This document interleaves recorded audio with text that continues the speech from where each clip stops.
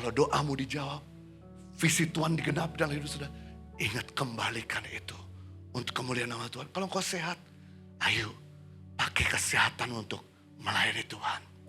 Kalau engkau punya berkat, ayo pakai berkatmu untuk nolong orang. Kalau engkau punya posisi, mari pakai posisimu untuk memberdaya banyak orang.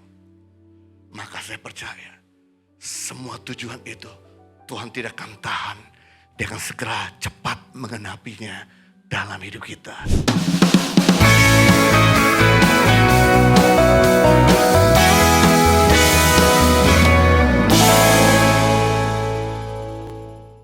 Yang ketiga, Bapak Ibu Saudara, prinsip dan sebuah tujuan yang terakhir. Tujuan hidup kita untuk menggenapi rencana Tuhan. Kolose 1:16, karena di dalam Dialah telah diciptakan segala sesuatu.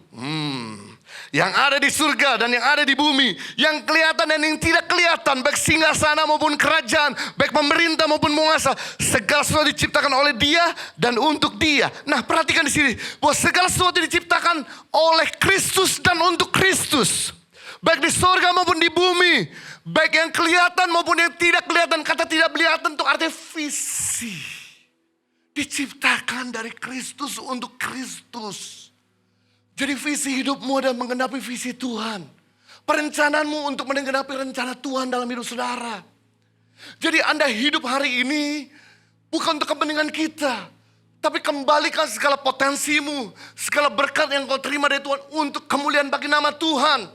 Saudara, kita ini tahu bahwa Tuhan punya hobi menjawab doa kita. Tapi jangan sampai doamu yang dijawab oleh Tuhan, kau jadi kaya, akhirnya kamu sombong. Engkau berhasil, akhirnya kamu jadi kasar. Engkau punya banyak follower, akhirnya kau jadi greedy, serakah.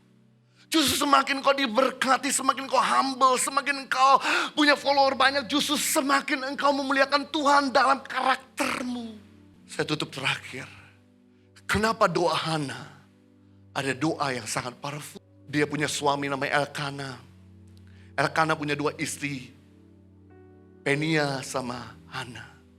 Penia dikaruniakan anak. Seringkali menghina Hana yang tidak punya anak. Hana terpukul sekali. Karena bagi seorang Yahudi kalau tidak punya anak, lambang daripada kutuk. Mandul itu kutuk. Dia datang ke rumah Tuhan.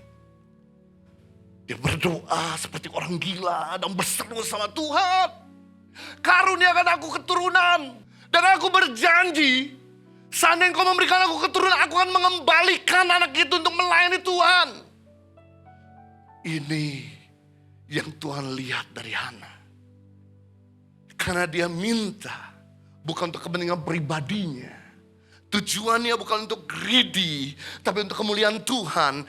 Maka dalam waktu yang sesingkat-singkatnya, rahim yang mandul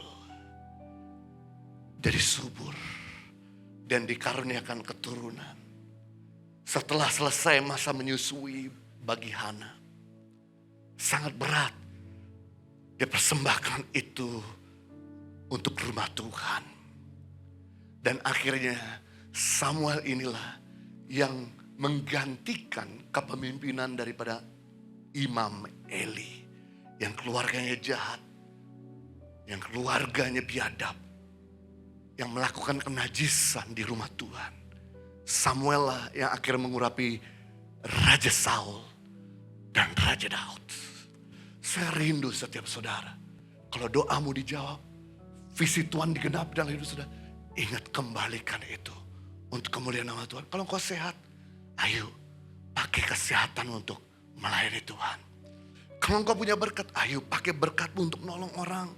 Kalau engkau punya posisi, mari pakai posisimu untuk memberdaya banyak orang. Maka saya percaya, semua tujuan itu Tuhan tidak akan tahan. Dia akan segera cepat menggenapinya dalam hidup kita.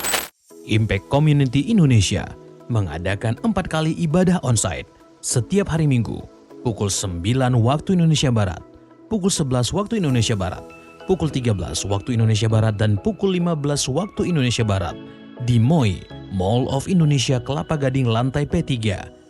Ibadah pertama hingga ibadah ketiga disertai ibadah anak dan ibadah remaja. Pastikan kehadiran Anda.